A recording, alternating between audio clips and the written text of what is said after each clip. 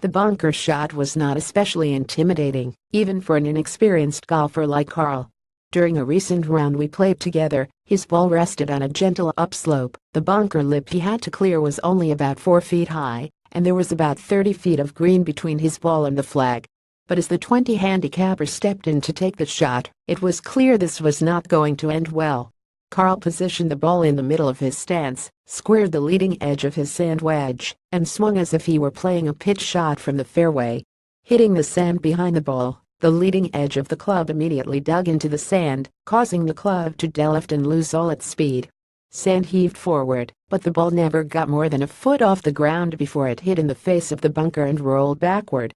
Pros like Jason Day, who led the PGA Tour in proximity to the hole from sand last season 6 feet, 11 inches on average, make bunker play look easy because they employ the right technique and understand how to use the bounce in their wedges.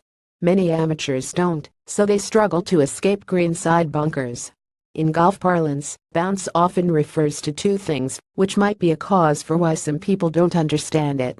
A wedge's bounce is the flange on the bottom of the club head which, when the shaft is held straight up, extends away below the leading edge of the face. The angle created by extending a straight line from the bottom of the flange to the leading edge is also commonly referred to as a wedge's bounce, but it is really the bounce angle. Measured in degrees, the higher the bounce angle, the farther from the ground will be the leading edge when the club is sold squarely. So, regardless of loft, the leading edge of a sand wedge with 14 degrees of bounce will be more elevated than the leading edge of a sand wedge with 8 degrees of bounce, or a lob wedge with 6 degrees of bounce. The ideal amount of bounce in your sand wedge and lob wedge depends on several factors, including how you swing the club and the conditions you typically face. You want to have the opportunity to skid, or use the sole, and not dig so much, said Roger Cleveland, Callaway's chief club designer. The angle in the sole keeps you from digging. It acts like a skid plate, so the steeper you swing, the more bounce you would need to prevent you from digging. When a golfer opens the face of a wedge and swings, the back of the club enters the sand before the leading edge, the bounce pressing into the sand and deflecting the leading edge upward. That keeps the wedge from digging and helps it maintain speed. Club makers know players who struggle to get out of bunkers benefit from wedges with generous bounce, so several manufacturers offer wedges that have massive soles to keep the club sliding along.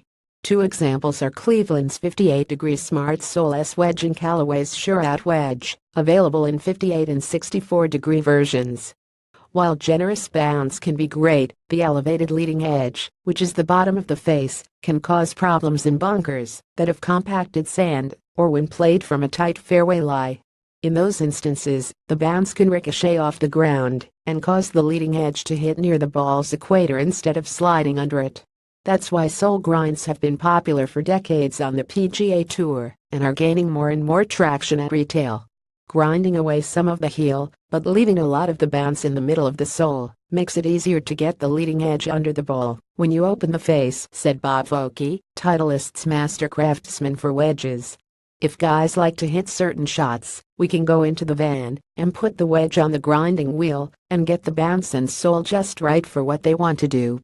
Cleveland said that unlike their predecessors, many of whom favored low-bounce wedges, many of today's PGA Tour pros use wedges with about 12 or 13 degrees of bounce. Opting for sole grinds that remove excess material in the heel, and often in the toe as well, makes their sand wedges and lob wedges more versatile.